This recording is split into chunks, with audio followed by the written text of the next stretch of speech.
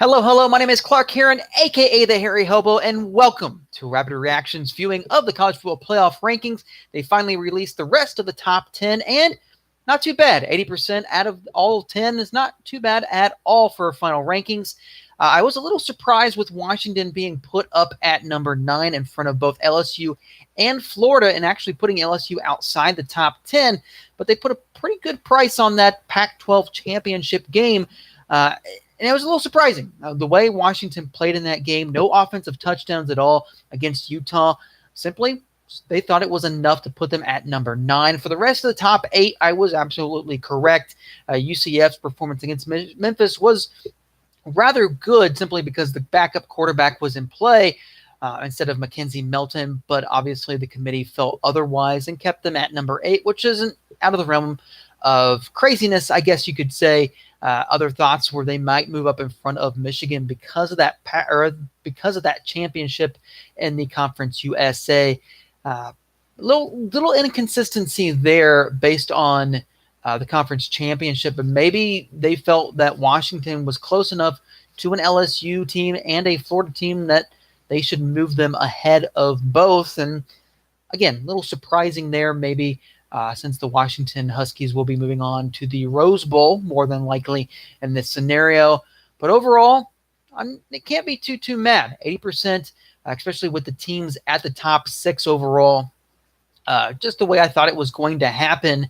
Obviously, when you look at the 3 teams vying for that last spot, it was really going to be down initially to Oklahoma versus Ohio State, but the way Georgia played against Alabama, only losing by 7 in the SEC championship game, gave them enough of a talking point, at least in order to potentially be in that 4th spot. A lot of the analysts, especially on ESPN, thought that they were deserving of that 4th spot, being one of the top 4 teams in the nation and playing the top team in the nation very, very closely, more so than anybody else has all season long.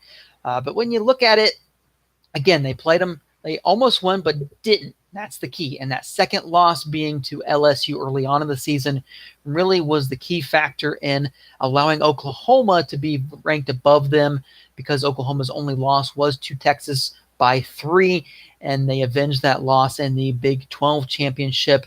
And then as for Ohio State, simply they played a great game. They won the Big 10 championship for a second straight season over newcomer Northwestern. But just the way they played, some of the big plays that they were a little concerning, and obviously the concern that the questions that the committee had to ask throughout the rest of the season was obviously something that would allow the committee to keep them at number 6 overall, which I'm totally fine with. I have no problems with keeping them at the number 6 position. So for the final rankings of the season, at number 10, they had Florida, number 9, Washington, number 8, UCF, 7, Michigan, 6, Ohio State, 5, Georgia, number 4, Oklahoma, number 3, Notre Dame, number 2, Clemson, and at the number 1, Alabama.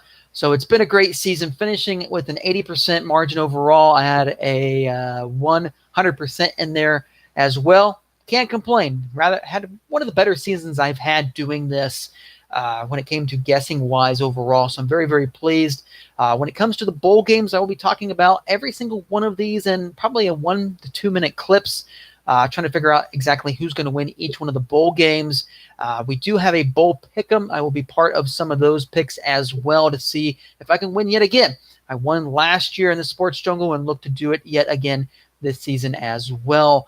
It's been a real pleasure. Thank you for paying attention and watching, will watched all of my videos. I want to thank you once again. As for me, my name is Clark Heron, aka the Hairy Hobo, and I'm out.